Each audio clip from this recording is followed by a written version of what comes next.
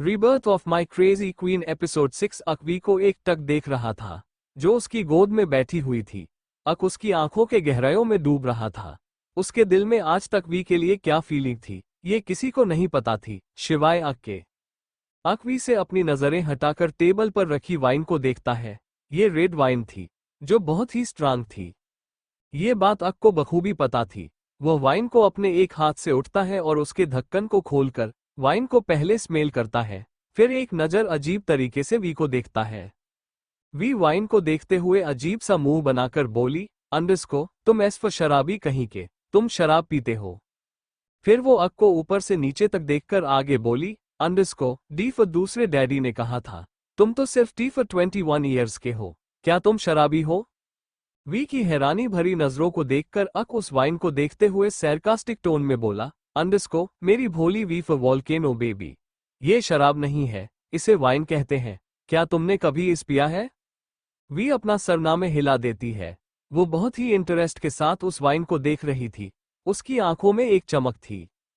उसकी एक्साइटमेंट से भरी आंखों को देखकर अक डेविल स्माइल करके पूछता है, अंडरस्को क्या तुम इसे ट्राई करना चाहोगी? बहुत टेस्टी है, इसे पीने के बाद बहुत मजा आएगा। वी धीरे धीरे अपने एक हाथ से उस वाइन के बोतल को छूती है। अंदर रेड वाइन थी। वी ने कभी भी शराब नहीं पी थी और ना ही वाइन पी थी, इसलिए उसे इन सब के बारे में ज्यादा कुछ नहीं पता था। वो वाइन को देखते हुए एक बार कंफर्म करने के लिए सवाल करती है, अंडरस्को सच सच बताओ यह एस फॉर शराब तो नहीं है? डी फॉर डैडी बहुत डांटेंगे और डी फॉर डार्लिंग तो जान ले लेंगी मेरी। अक उसके गालों को सहलाते हुए आराम से बोला, अंडरस्को मेरे होते हुए कोई मेरी वॉल्केनो बेबी को हाथ भी नहीं लगा पाएगा, और यह शराब नहीं है। चलो मैं तुम्हें थोड़ा टेस्ट कराता हूँ बच्चे। इसे ना तुम एक तरह का जूस समझो जो पहले थोड़ा सा कड़वा रहेगा पर बाद में बहुत टेस्टी लगेगा।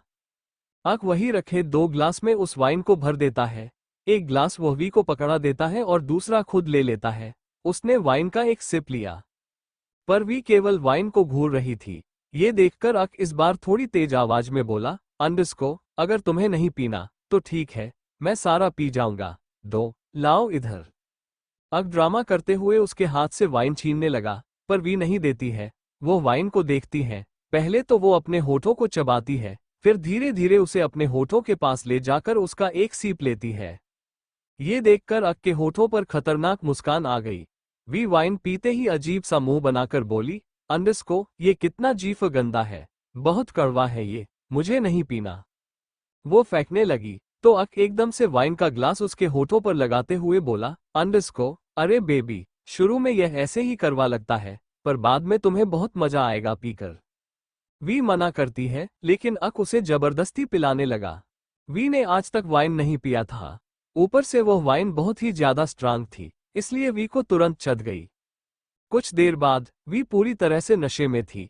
इस वक्त उसने अक के सीने पर सिर रखा हुआ था। अक हंसते हुए अपने पूरी वाइन को पी जाता है। फिर वी के गालों को सहलाते हुए बोला, अंडरस्को वॉल्केनो बेबी आज तुम्हें मेरे साथ एक ही बिस्तर पर सोना होगा, चाहे जो हो जाए। वो देखता है वी के गाल वाइन के कारण बहुत ही ज्यादा रेड रेड हो गए थे, जिस कारण वी और भी ज्यादा क्यूट लग रही थी। ऊपर से उसने अक की शर्ट पहनी हुई थी। अक उसकी लंबे गोरे पर को देखता है। एक पल के लिए उसकी नीयत खराब हो गई। वह वी की थाई को अजीब तरीके से टच करते हुए उसे सहलाने लगता है। उसकी नजर अचानक ही वी के गर्दन पर गई। शर्ट के ऊपर का एक बटन खुल चुका था, जिस कारण वी की कुछ बॉडी रिवील हो रही थी। अक ना चाहते हुए भी बार बार वी के गर्दन के आसपास के एरिया को देख रहा था। वो कसके उसकी कमर को पकड़कर अपने होठों पर दबा लेता है। वी को ऐसे देखकर अक के अंदर हलचल होने लगती है। वो गहरी सांस लेकर खुद को शांत करता है। फिर वी को गोद में लेकर उसे बेड पर बैठाते हुए बोला, अंडरस्को यहीं पर रहो, मैं अभी आता हूँ। वो जैसे ही बाथरूम के अंदर घुसा, अचानक उसे कुछ अजीब लगा। उसने पलट कर देखा तो चौंकते हुए बोला, अंडरस्को तुम मेरे पीछे क्यों आ रही हो? वी नशे में थी, वो थोड़ी लड़खड़ा रही थी। वो दीवार को पकड़कर हंसते हुए बोली, अंडरस्को मैं क्यों आ रही हूँ? अच्छा क्यों फॉर क्वेश्चन है, मैं तुम्हें बता दूं, मेरे पास पी फॉर पैर है, इसीलिए मैं चल कर आ रही हूँ। कहकर वो फिर से हंसने लगती है। अक उसे घूरते हुए बोला, अंडरस्को वी बेड पर जाओ, मुझे वॉशरूम जाना है। वी नशे में हंसते हुए बोली, अंडरस्को, मैं तुम्हारी हेज फॉर हेल्प करूंगी, मैं भी अंदर आऊंगी। वो जबरदस्ती अंदर आती है। वही वी की बात सुनकर अक के कान अचानक ही लाल हो गए। पहली बार वो ऐसे सिचुएशन में फंसा था। अक खुद को नॉर्मल करके गुस्से में बोला, अंडरस्को, क्या तुम्हें पता है तुम क्या कह रही हो? वी उससे चिपकती हुए बोली, अंडरस्को, एनफ नहीं पता, पर तुम बहुत सीफ कोल्ड कोल्ड लग रहे हो, कहकर उसके खुले चेस्ट पर अपने गालों को रब करती है। अक भी हल्के नशे में था, इसलिए वो भी बहक रहा था। अक किसी तरह वी को खुद से दूर करता है और वॉशरूम का डोर अंदर से बंद कर लेता है। वी वॉशरूम के बाहर खड़ी होकर जोर जोर से दरवाजे को पीटते हुए चिल्ला रही थी, पर फिर बेड पर जाकर बैठ गई। अक कुछ देर बाद वॉशरूम से जैसे ही बाहर निकाला, उसकी आंखें हैरानी से बड़ी हो गई। वो एकदम से बोला, अंडरस्को, यह क्या कर रही हो तुम? वी बेड पर उछल रही थी। उसके हाथ में एक रिमोट था। उसने गाना बजाया हुआ था। लहू मुंह लग गया। वो डांस करते हुए बोली, अंडरस्को, मुझे डीप डांस करना है, तुम भी आओ। अक भी नशे में आ चुका था। वो लड़खड़ाते हुए कदमों से वी के पास जाता है। तभी वी उसे पकड़कर बेड पर खींच लेती है। अचानक ही रिमोट का बटन दब गया, जिस कारण गाना चेंज हो गया। दिल की ये गोली चली नैनो की बंदूक से, बम भी गिरेंगे अब प्यार के संदूक से। ये गाना सुनकर वी अक को बेड पर पटक देती है और उसके ऊपर बैठकर अपने हाथ से बंदूक बनाती है और उसे अक के सीने पर मरते हुए हंसने लगी। हाँ, दिल की ये गोली चली नैनो की बंदूक से, बम भी गिरेंगे अब प्यार के संदूक से। इश्क ये तेरा मेरा इश्कियाओं के धिसकियाओं के। अक और वी दोनों ही नशे में थे। अक एक झटके से वी को खुद के ऊपर से हटा देता है और उसकी कमर को पकड़कर खुद से सटाकर उसकी आंखों में देखने लगा। यहाँ इश्कियाओं रे वहां धिसकियाओं, यहाँ इश्कियाओं रे वहां धिसकियाओं। अक वी की कमर पर अपनी पकड़ टाइट करते हुए, वी की नाक को अपने दांतों से काटते हुए, उसके होठों को अपने अंगूठे से दबाते हुए नशे में ही गाने लगता है। कमर ढाल है, नैन कमाल है, तीर सी नाक तेरी, भाले सी जुबान है। ओ कमर ढाल है, नैन कमाल है, तीर सी नाक तेरी, भाले सी जुबान है। वी अक को खुद से दूर करके जाने लगी। तभी अक वी की कलाई को पकड़कर मरोड़ देता है और उसे अपनी तरफ करके उसकी आंखों में देखते हुए वह वी को लेकर बेड पर पीठ के बल गिर जाता है। हो या तो नजरें लड़ाऊं या मैं खुद मर जाऊं, या तो नजरें लड़ाऊं या मैं खुद मर जाऊं। इश्क ये तेरा मेरा इश्कियाओं के धिसकियाओं के। वी गुस्से भरी नजरों से अक को देखती है। वो उसे एक मुक्का मारने के लिए अपने हाथ को उठाती है कि अक उसके मक्के को पकड़कर उठकर बैठ गया और उसे अपने कंधे से मारते हुए उसके नाक को खींचकर आगे गाता है। लड़ाकू विमान है पर तू मेरी जान है, बिस्तर ये तेरा मेरा, अरे जंग का मैदान है। वी उसे दोबारा मारने की कोशिश करती है तो अक उसके मुक्के से बच जाता है। फिर वी तकिया उठाकर अक के सर पर जोर से मारती है तो अक भी एक और पिलो लेकर उसे मारता है, जिस कारण वो पिलो फटकार दूर जा गिरा और उनके ऊपर रुई की बरसात होने लगी। लड़ाकू विमान है पर तू मेरी जान है, बिस्तर ये तेरा मेरा, अरे जंग का मैदान है। दोनों ही उस रुई की बरसात को एंजॉय करते हैं। फिर अक वी के गालों को चूम लेता है तो वी उसे जानलेवा नजरों से देखती है। ये देखकर अक मुस्कुराता है और उसकी गर्दन पर अपने सर को रखकर दोबारा उसे किस कर लेता है। जब ट्रिगर दबाएं तो मैं चुम्मे चलाऊं, जब ट्रिगर दबाएं तो मैं चुम्मे चलाऊं। दोनों ही नशे में एक दूसरे को देखते हैं, फिर बेड पर गिर जाते हैं। वी नीचे थी और अक उसके ऊपर था। दोनों की आंखों में शराब नशा झलक रहा था। बैकग्राउंड में गाना चल रहा था और दोनों थककर बेड पर लेटे थे। वी की आंखें भरी हो रही थी, पर उसकी पकड़ अक के कंधे पर कसी हुई थी।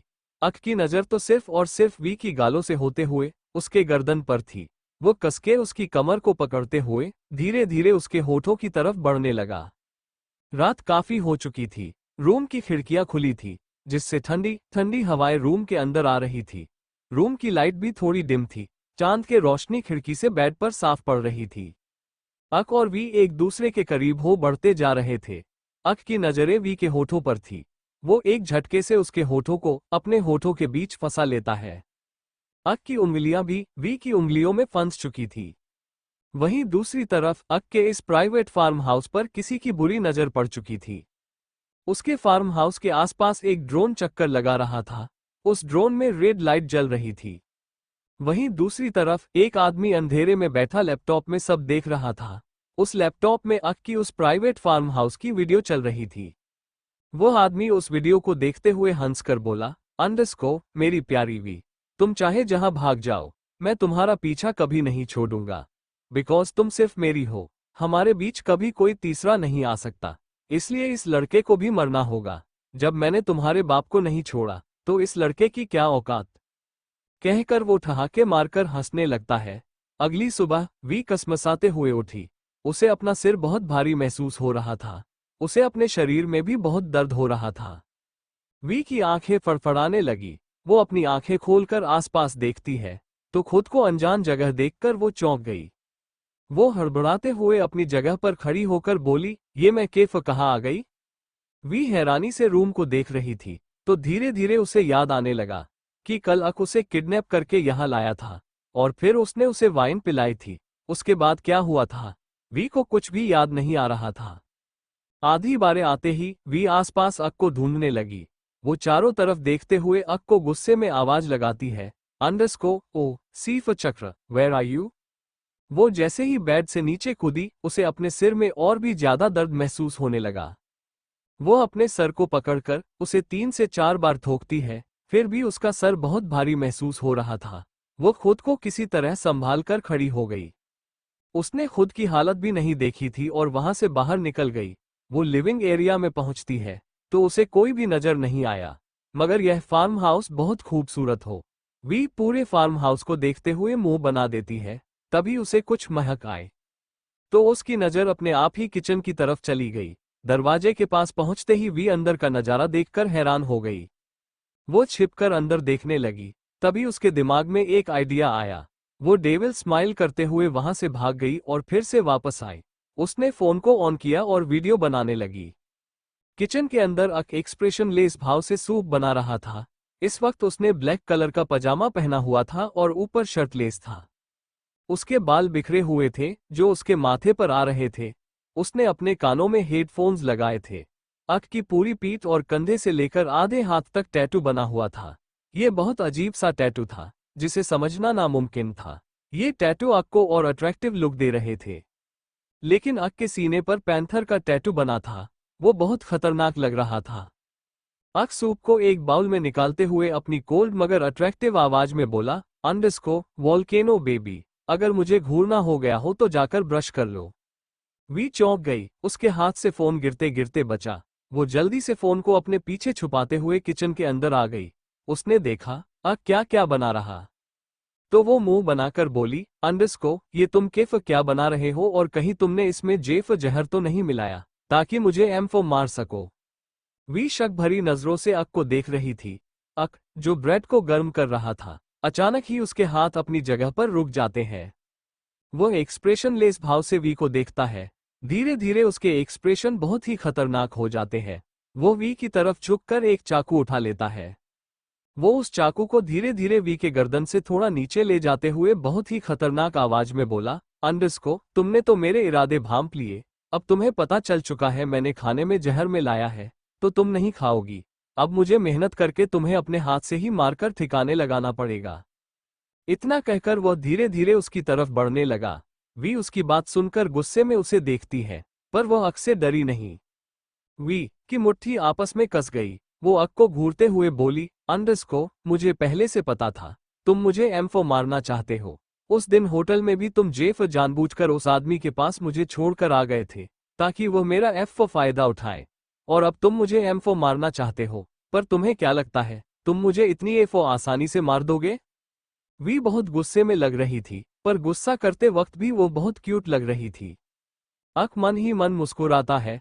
फिर किसी साइको की तरह वो अपने गर्दन में हाथ डालकर उस चाकू को वी के गर्दन में चुभोते हुए आगे बोला, अंडरस्को वोल्कानो बेबी, इस पूरे फार्म हाउस में हम दोनों के अलावा कोई नहीं है। मेरे लिए ये बहुत अच्छा मौका है।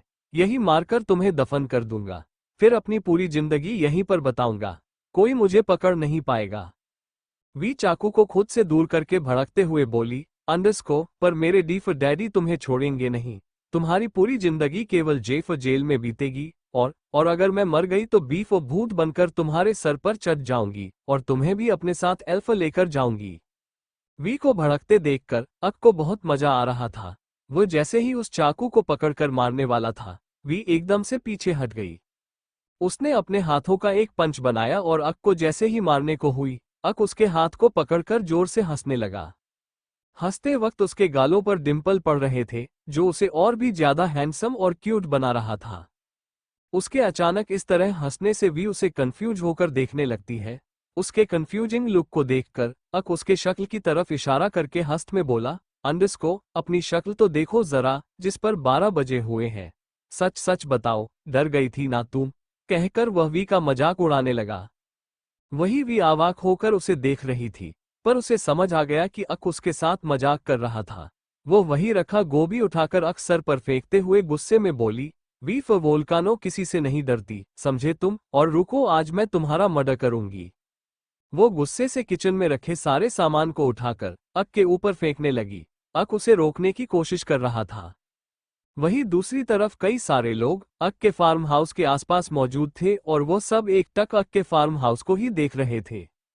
तभी एक आदमी, जो शायद उन सब का कैप्टन था, वो अपने सभी लोगों को इशारा करता है, तो सभी फार्म हाउस को दूर से ही चारों तरफ से घेर लेते हैं। फार्म हाउस के ऊपर कई सारे ड्रोन उड़ रहे थे। उन सभी ड्रोन में कैमरा लगा था, तो किसी में गन लगा था। एक रूम में एक आदमी अपने खिड़की के पास बैठा था, पर उसका चेहरा नहीं दिख रहा था। वो लैपटॉप से ही सब देख रहा था। उसके हाथ में फोन भी था। उसने ऑर्डर देते हुए कहा, अभी कुछ मत करना, मुझे मेरी वी बिल्कुल सही सलामत चाहिए, पर उस लड़के को मार देना। इतना कहते ही वो आदमी ठहाका मारकर हंसने लगा। उसकी हंसी बहुत डरावनी थी।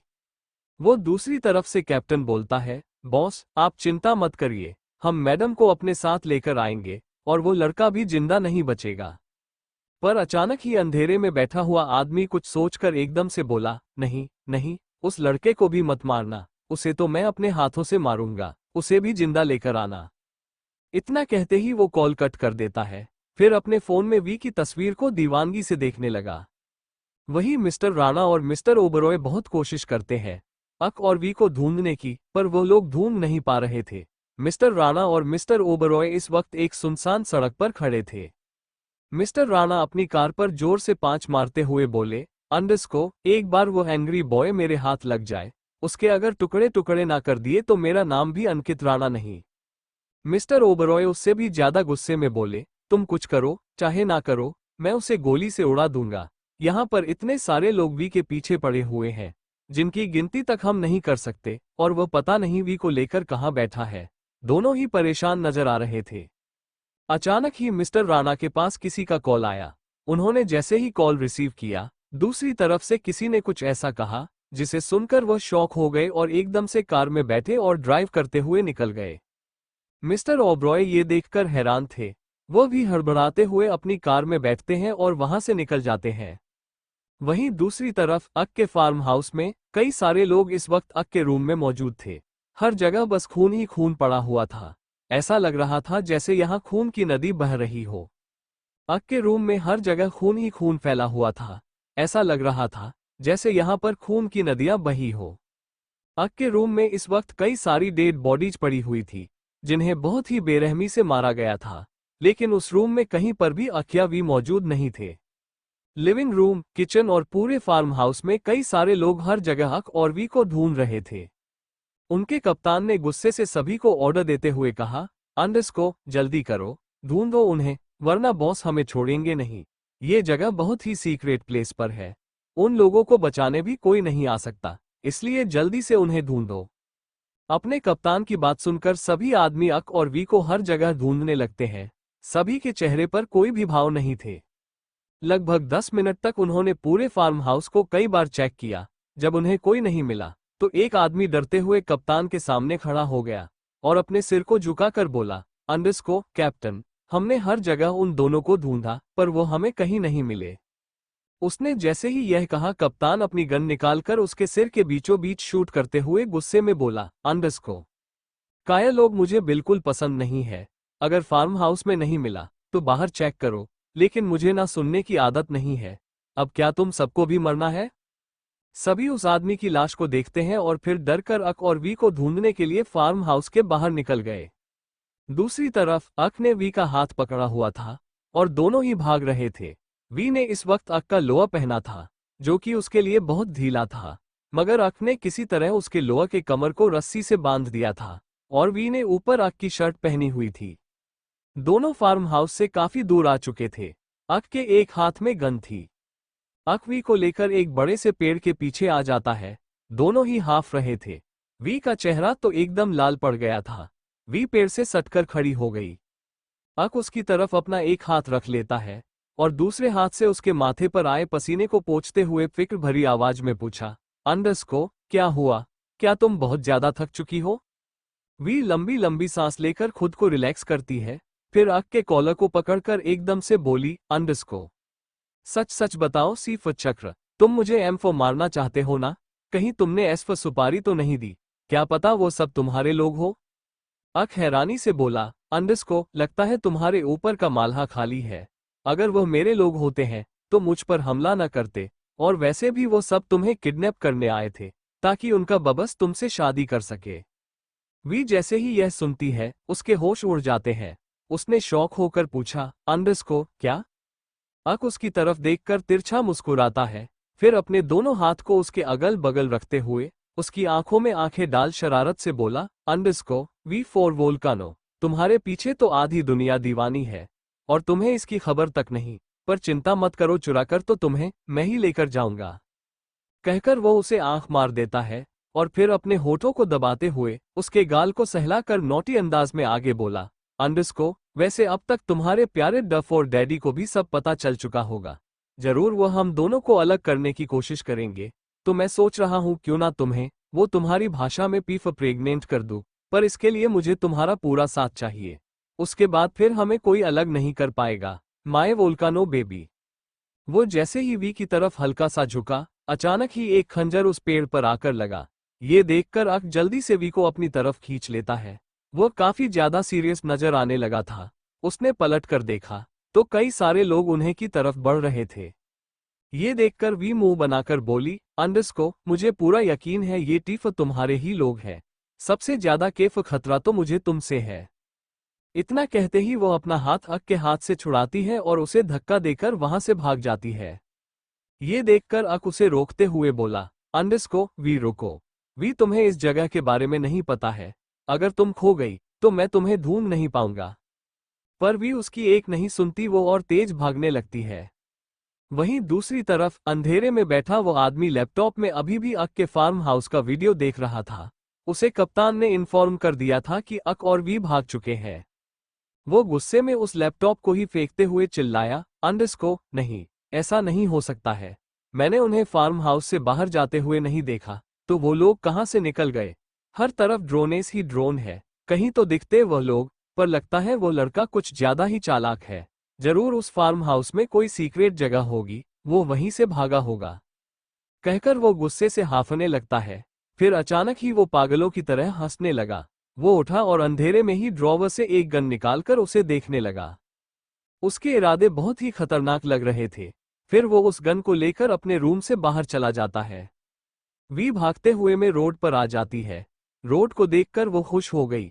फिर पीछे पलट कर देखती है तो उसे कोई भी नजर नहीं आया। ये देखकर वो एटीट्यूड से बोली, अंडरस्को, आया बड़ा वी फोर वोल्कनों को मारने वाला। तभी वी ने देखा कि सामने से एक कार स्पीड से आ रही थी। ये देखकर वह रोड के बीचों बीच खड़ी होकर अपने हाथों को लहराकर उस कार को रोकने लगी, पर वी को देखते ही वो कार अपनी स्पीड और भी ज्यादा तेज कर लेती है। ड्राइविंग सीट पर बैठा आदमी हंसते हुए बोला, अंडरस्को, आज तो मुंह मांगी मुराद पूरी हो गई। कब से हम इसके पीछे पड़े हैं इसे मारने के लिए, पर आज मौका मिलेगा। वो कार की स्पीड को और भी ज्यादा बढ़ाकर वी को टक्कर मारने के लिए पूरी तरीके से तैयार था। वही वी जैसे ही देखती है कि कार की स्पीड और भी ज्यादा तेज हो रही है, तो उसके चेहरे के एक्सप्रेशन थोड़े सीरियस हो गए। तभी उसके कानों में कार के हॉर्न की आवाज पड़ी, तो वह एकदम से पीछे पलट कर देखती है। तो दूसरी तरफ से भी एक कार आ रही थी, जिस कारण वी का ध्यान पहले वाली कार से हट गया। वो कार एकदम से वी को टक्कर मारने वाली थी कि वी को एहसास हुआ वो इस वक्त हवा में है और गोल गोल घूम रही है।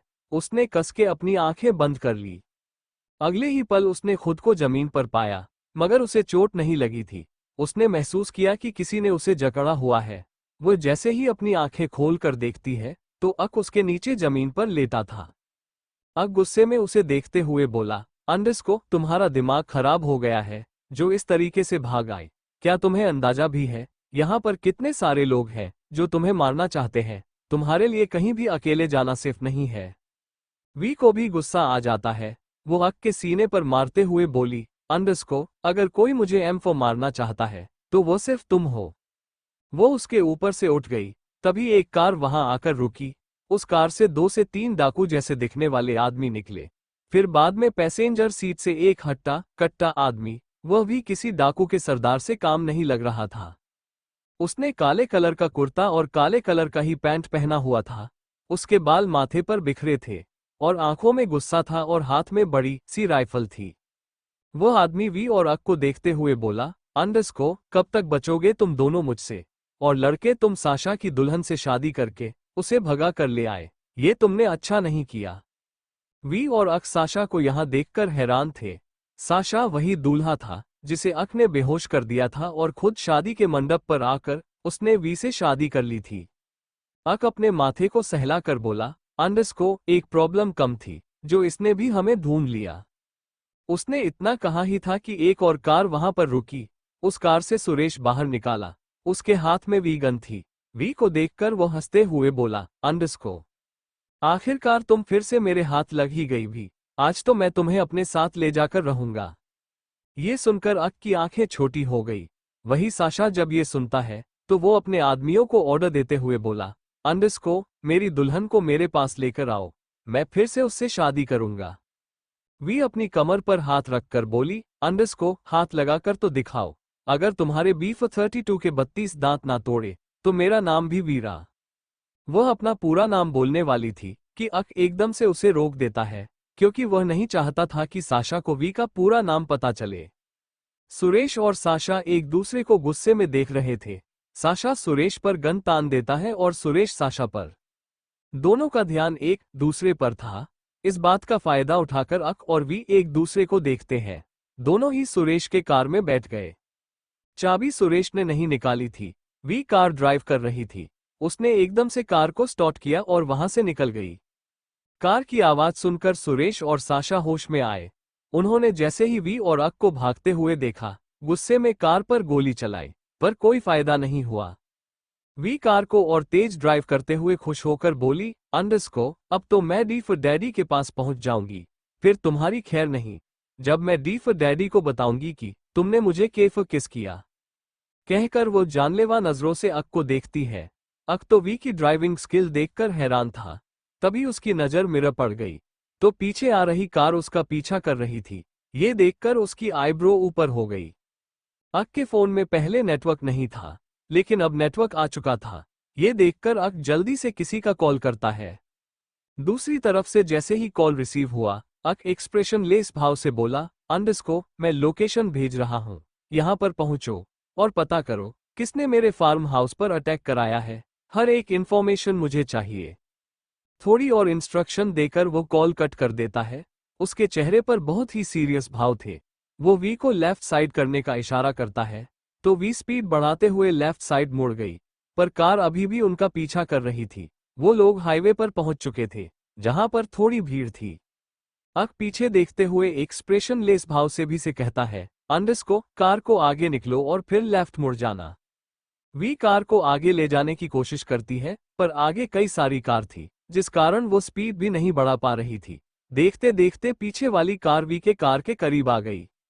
ये देखकर अक आसपास देखने लगा। तभी सामने वाली कार के बीच थोड़ी सी गैपिंग थी।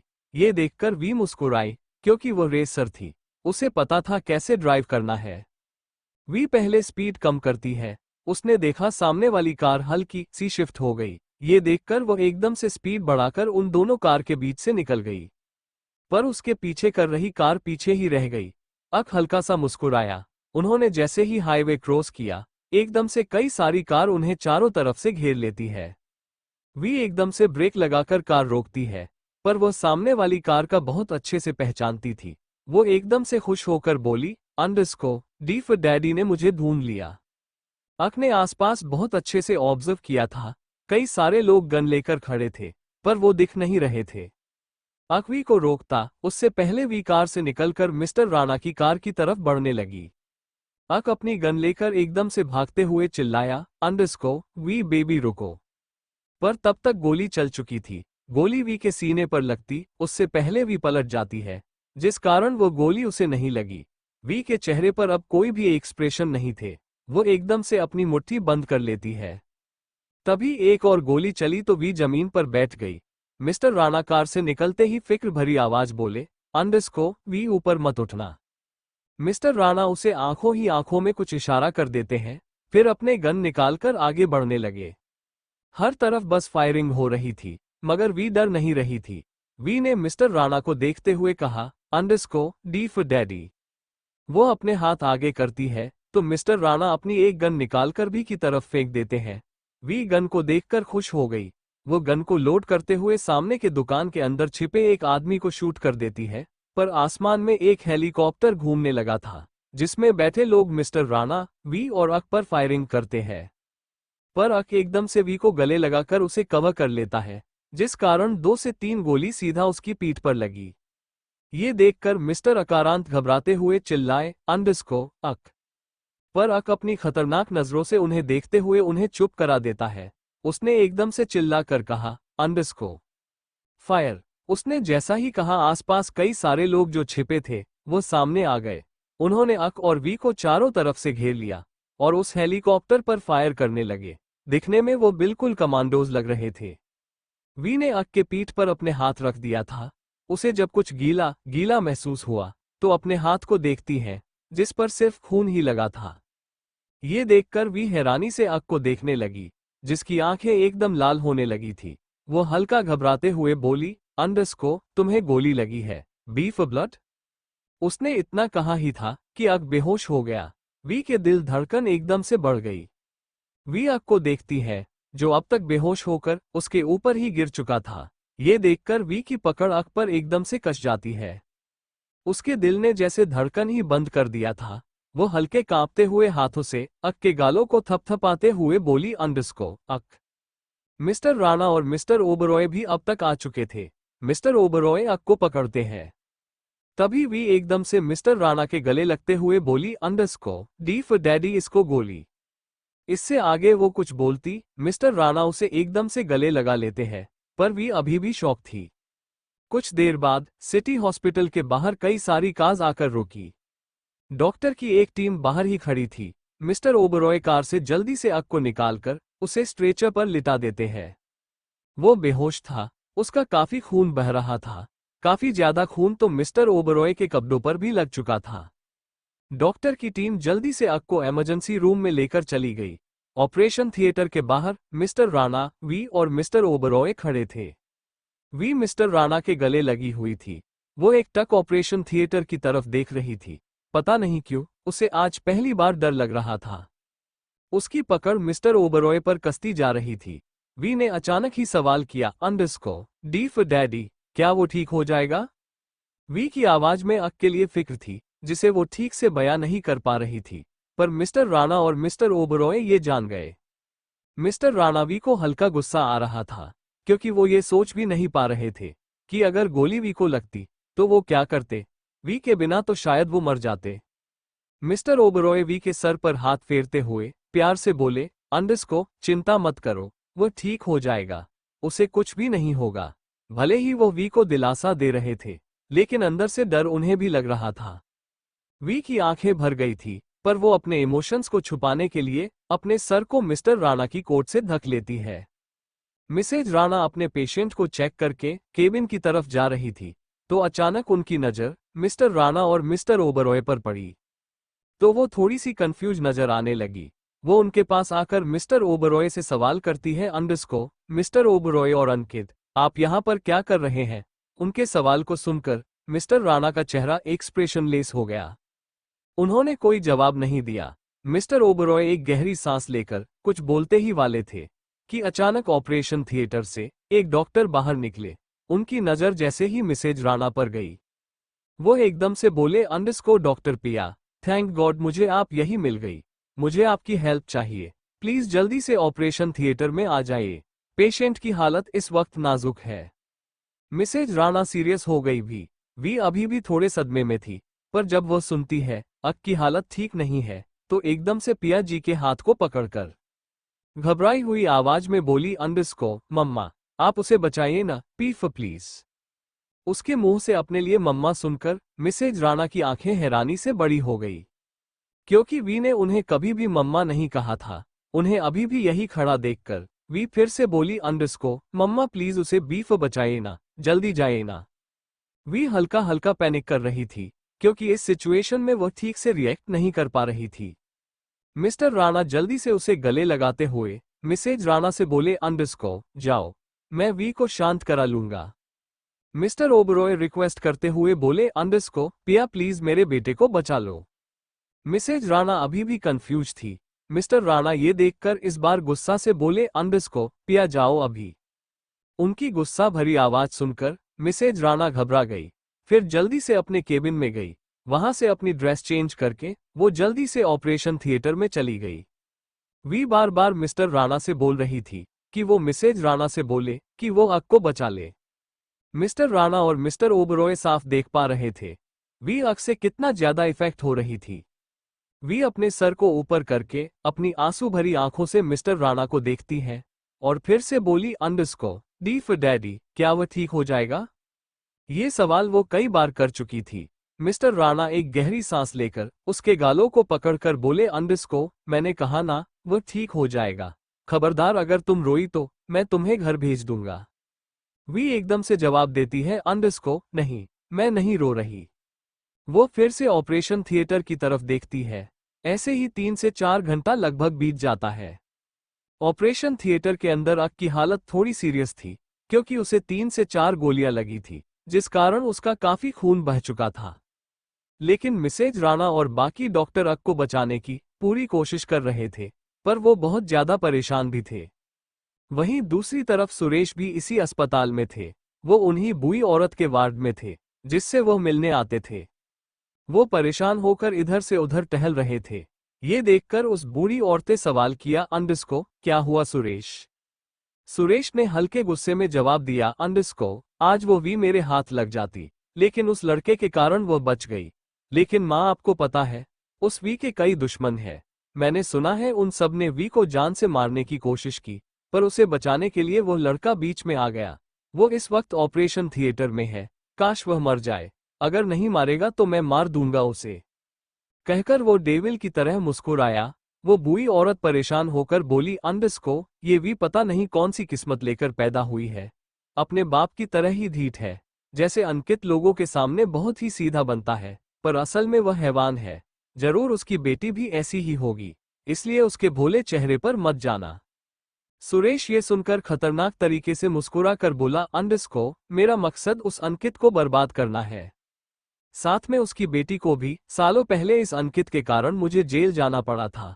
अरे उसकी बीवी इतनी सुंदर है तो चली गई उस पर नजर, लेकिन उस अंकित ने तो मुझे जेल ही भेज दिया। पर अपना बदला पूरा करने के लिए मैंने दोस्त बनकर उसके पीठ पर वार किया। मुझे लगा घर छोड़ने के बाद वो गरीबों की तरह जी रहा होगा, लेकिन वह तो ऐशो आराम की जिंदगी जी रहा। आज वो बहुत बड़ा आदमी बन चुका है, लेकिन उसकी खुशियां ज्यादा वक्त की नहीं है। मैं सब छीन लूंगा उससे। कहते ही वो हंसने लगा। वो बूढ़ी औरत भी हंसने लगी। ऐसे ही शाम हो जाती है। अक का ऑपरेशन सक्सेसफुल था। अक को नॉर्मल वार्ड में शिफ्ट कर दिया गया था। मिस्टर राणा और मिस्टर ओबरॉय अक के वार्ड में थे। तभी मिस्टर राणा के पास किसी का कॉल आया। दूसरी तरफ वाले इंसान ने कुछ ऐसा कहा जिसे सुनकर मिस्टर राणा के एक्सप्रेशन बहुत ही ज्यादा खराब हो जाते हैं। उनका चेहरा एकदम डार्क हो गया था। उन्होंने कॉल्ड वॉइस में कहा, अंडरस्को मैं आ रहा हूं। कहते ही उन्होंने मिस्टर ओबरॉय को कुछ इशारा किया और दोनों ही वहां से चले गए। अब वार्ड में केवल अक और वी ही मौजूद थे। वी आक्रांत के पास खड़ी थी और अक चारों तरफ से मशीनों से घिरा हुआ था, पर अभी वो बेहोश था। उसका चेहरा हल्का हल्का पीला नजर आ रहा था, क्योंकि उसका काफी खून बह चुका था। वी अपने होठों को चबाते हुए अक के चेहरे को देखती है, फिर धीरे से उसके हाथ को पकड़ती है तो उसे एक अजीब सा सुकून मिलता है। उसने अक के हाथ को पकड़कर उसे धीरे से सहलाया और फिर उसकी उंगलियों को किस कर लिया। फिर उसने अक के हाथ को अपने दिल पर रखते हुए अजीब सा मुंह बनाकर कहा, अंडरस्को तुम्हें पता है, तुम्हें इस हालत में देखकर एम्फो मुझे यहाँ पर अजीब सा लग रहा है, पता नहीं क्यों। किफ क्या तुम्हें पता है ऐसा क्यों हो रहा? अगर पता है तो एम्फो मुझे भी बताओ ना, तुम उठाते क्यों नहीं हो? इतना कहते ही वो उसके हाथ को नीचे रख देती है। वी अक को इस हालत में देख नहीं पा रही थी। वो एकदम से अक के बगल में लेटकर उसके सीने पर सिर रख के बोली, अंडरस्को सीफ चक्र, मुझे किस चाहिए, उठो ना। वो अक को कस के पकड़ लेती है। तभी वार्ड में एक गुस्से भरी आवाज गूंजी, अंडरस्को वी ये सब क्या है? यह आवाज सुनकर वी अपनी जगह पर जम गई। वो एकदम से पलट कर देखती है तो मिसेज राणा उसे हाथ बंधे गुस्से में देख रही थी। वी डर के मारे अपने थूक को घटक लेती है और बेड से नीचे उतरकर हड़बड़ाते हुए बोली, अंडरस्को वह मैं पर आगे वो कुछ बोल नहीं पाए क्योंकि उसे समझ नहीं आ रहा था वो मिसेज राणा को क्या समझाएं। वी हैरानी से मिसेज राणा को देख रही थी। वी को इस पूरी दुनिया में केवल मिसेज राणा से ही डर लगता था। वी घबराते हुए अपने मन में बोली, अंडरस्को डीफ डार्लिंग ने कहीं मुझे सीफ चक्र को किस करते हुए तो नहीं देख लिया, अब मैं क्या बोलूंगी? कहकर वो अपने होठों को चबाने लगती है। उसने अपने सर को झुकाया हुआ था। मिसेज राणा भी के सामने आकर खड़ी हो गई। उन्होंने बहुत ही सख्ती से सवाल किया, अंडरस्को तुम क्या कर रही थी और तुम अक के पास क्या कर रही हो? वी मैंने कुछ सवाल किया है, उसका जवाब दो मुझे। वी अपनी उंगलियों को मसलने लगी। वो अपनी आंखों की पुतलियां को चारों तरफ घुमाते हुए कुछ आइडिया सोचने लगी। तो अचानक उसके दिमाग में एक आइडिया आया और वो फीकी हंसी हंसते हुए बोली, अंडरस्को डी फॉर डार्लिंग, वो मैं जाना चाहती थी लेकिन डी फॉर डैडी ने मुझे यहाँ रोक लिया। उन्होंने कहा कि मैं यहाँ पर आर फॉर रुकूं जब तक वह आ नहीं जाते। ये सुनकर मिसेज राणा शक भरी आवाज में बोली, अंडरस्को अंकित ने कहा था कि तुम दोबारा अपने दोस्त के यहाँ गई हो। क्या मैं जान सकती हूँ ऐसा कौन सा काम था जिसके लिए तुम्हें दोबारा अपने दोस्त के घर जाना पड़ा? मिसेज राणा वी के अचानक गायब होने से परेशान थी तो मिस्टर राणा ने उनसे कह दिया था कि वी दोबारा अपने दोस्त यहाँ जा चुकी है, पर उन्हें यकीन नहीं हो रहा था। वी कुछ जवाब देती कि मिसेज राणा फिर से सवाल करती है, अंडरस्को और तुम अक के बगल में क्यों लेटी थी? इस बार वो ज्यादा गुस्से में थी। वी मुंह बनाकर बोली, अंडरस्को डी फॉर डार्लिंग, वो इस सीफ चक्र के गालों पर एक केफ कीड़ा चल रहा था, वो उसे काट सकता था, इसलिए मैं बस वही हेच को हटा रही थी। तभी आप आ गई और कुछ भी नहीं था। वी ने बहुत ही सफाई से झूठ बोल दिया। मिसेज राणा फिर से कुछ बोलने वाली थी कि उनके पास किसी का कॉल आया। उन्होंने वी को ऊपर से नीचे तक घूरा और व्हाट्सएप बाहर चली गई। अब जाकर वी ने राहत की सांस ली। वो अपने माथे पर आए इनविजिबल पसीने को पोंछते हुए अकरत को देखकर बोली, अंडरस्को बीफ बलातली। वी जल्दी से जाकर दरवाजे को अंदर से बंद कर देती है। उसके बाद अक के पास जाकर दोबारा बैठ गई। वो अपने गालों पर हाथ रखकर बहुत ही गौर से अक के हैंडसम से चेहरे को देख रही थी। वहीं दूसरी तरफ कई सारी कार शिप पोर्ट पर आकर रुकी। कई सारे गार्ड्स गन लेकर बाहर खड़े हो गए। बीच वाली कार से मिस्टर राणा और मिस्टर ओबरॉय बाहर निकलते हैं। उन्होंने अपने चश्मे को निकालकर आसपास देखा तो वहां पर कई सारी शिप और जहाज थी। आसपास बड़े बड़े रेड, ग्रीन और ब्लू कलर के कंटेनर भी रखे हुए थे। एक आदमी अपने हाथ में एक रजिस्टर लेकर उन सभी कंटेनर को काउंट कर रहा था और कई सारे वर्कर्स एक कंटेनर को दूसरी जगह पर शिफ्ट कर रहे थे। एक शिप वहां पर आकर खड़ी थी। कई सारे मजदूर उसमें से सामान निकालकर अंदर रख रहे थे। मिस्टर राणा अपने पॉकेट में एक हाथ डालकर जो शिप अभी अभी आई थी उस पर एकदम से चढ़ गए। ये देखकर जो मजदूर थे वो एकदम से रुक जाते हैं और एक दूसरे को हैरानी से देखने लगते हैं। उस जहाज पर एक सफेद कलर का कुर्ता पजामा पहने आदमी खड़ा था जिसकी उम्र लगभग 40 साल थी। वो दिखने में बहुत ही हैंडसम लग रहा था। वो आदमी उस जहाज पर कुछ सामान को देखते हुए जैसे ही पीछे पलटकर जाने को हुआ, अचानक मिस्टर राणा को देखकर उसके कदम रुक गए। मिस्टर राणा को देखकर उसके चेहरे पर अजीब से एक्सप्रेशन थे। फिर वो उन्हें इग्नोर करके जाने लगा। मिस्टर राणा एकदम से बोले, अंडरस्को इतनी भी क्या जल्दी है जाने की? जरा मुझसे भी तो मुलाकात कर लो। आखिर मैं तुम्हें याद भी हूं या तुम मुझे भूल चुके हो? मिस्टर राणा के होठों पर बहुत ही खतरनाक मुस्कुराहट थी। ये देखकर वो आदमी वहां से भागने लगता है मगर मिस्टर राणा अपनी गन निकलकर उसके पैरों पर शूट कर देते हैं। वो आदमी मुंह के जमीन पर गिर गया और गुस्से में मिस्टर राणा से पूछता है, अंडरस्को आखिर तुम्हें क्या चाहिए अंकित? बेहतर होगा यहां से चले जाओ। मिस्टर राणा घुटनों के बल बैठकर उस आदमी के कॉलर को पकड़ते हुए बोले, अंडरस्को, चाहिए तो मुझे तुम्हारी जान। तुम्हें क्या लगता है इतने वक्त से तुम मेरी बेटी पर जानलेवा हमला कराओगे और मुझे कुछ पता नहीं चलेगा? तुम्हें लगता क्या है तुम इस तरीके से भेस बदल कर मुंबई आकर कुछ भी कर लोगे? यह मेरा इलाका है मिस्टर अरिजीत राणा। कहते हुए वो एक जोरदार मक्का अरिजीत के मुंह पर मारते हैं। अरिजीत गुस्से में बोला, अंडरस्को, अंकित, सालों पहले तुम उस औरत के लिए घर छोड़कर चले गए। हमारे परिवार को तुम्हारी जरूरत है। ये सब कुछ मैंने सिर्फ हमारे परिवार के लिए किया। तुमने उस औरत और उसके पेट में पल रहे बच्चों के लिए सबको छोड़ा था, तो मैं बस उन सबको खत्म कर देना चाहता था ताकि तुम घर वापस आ सको। इतना कहते ही अरिजीत एक्सप्रेशनलेस भाव से अपनी जगह पर खड़ा हो गया। लेकिन मिस्टर राणा बहुत गुस्से में थे। वो उसका गला दबाते हुए बोले, अंडरस्को, तुम्हें क्या लगता है मेरी जान से भी प्यारी बेटी को तुम मार दोगे और मैं चुपचाप घर वापस आ जाऊंगा? कभी नहीं। अब तुमने गलती की है, सजा तो मिलेगी। अरिजीत मुस्कुराकर बोला, अंडरस्को, क्या सजा दोगे अपने बड़े भाई को? मिस्टर ओबरॉय बड़े ही सैरकास्टिक टोन में बोले, अंडरस्को, जो तुमने कभी सोचा भी नहीं होगा। मिस्टर राणा और मिस्टर ओबरॉय एक दूसरे को देखकर मुस्कुराने लगे। कुछ देर बाद सभी वहां से चले गए। रात के 1 बजे रहे थे। अक के वार्ड में सन्नाटा छाया हुआ था। वहां पर सिर्फ भारी सांसों की आवाज सुनाई दे रही थी। बेड पर कोई लेटा हुआ था, मगर उसने कस तक चादर ओढ़ रखी थी। तभी धीरे धीरे कोई वार्ड खोलकर अंदर गया। उस इंसान के हाथ में एक बड़ा सा चाकू था। वह इंसान धीरे धीरे बेड की तरफ बढ़ता है। बेड के पास खड़े होकर वह बेड पर लेटे हुए इंसान को देखकर मुस्कुराते हुए बोला, अंडरस्को, तुम जो कोई भी हो, तुमने वी को बचाकर बहुत बड़ी गलती की है, इसलिए अब इसकी सजा तो तुम्हें मिलकर ही रहेगी। इतना कहते ही वो हंसने लगा। उसके बाद उसने खंजर को ऊपर की तरफ किया और जोर से बेड पर लेटे इंसान पर मार दिया। वह इंसान पागलों की तरह एक के बाद एक खंजर मारे जा रहा था, मगर तभी उसे कुछ अजीब सा एहसास होता है। वो थोड़ा दूर हुआ और चादर हटाकर देखता है, तो उसे महसूस हुआ यहाँ पर सिर्फ पिलो रखा हुआ है। वो हल्का सा घबरा जाता है, मगर वो जैसे ही वहां से भागता, अचानक ही वार्ड की लाइट जल गई। अब उस इंसान का चेहरा साफ नजर आ रहा था। ये सुरेश था। सुरेश आसपास अपनी नजरें घुमाकर देखता है, तो उसे सोफे पर आक्रांत बैठा हुआ दिखा। आग का एक पैर कांच की टेबल पर था और दूसरा पैर जमीन पर था। उसने अपने दोनों हाथों को फैलाकर सोफे पर रखा हुआ था। उसकी आंखें इस वक्त बेहद लाल थी। वो अपने लेफ्ट हैंड को धीरे से अपनी गर्दन पर रखकर अपनी गर्दन को मसलने लगा और अपनी आंखें बंद करके अपनी गर्दन को हल्की सी टेढ़ी करता है। अगले ही पल वो जैसे ही अपनी आंखें खोलकर सुरेश को देखता है, तो सुरेश डरकर 2 कदम पीछे हो गया।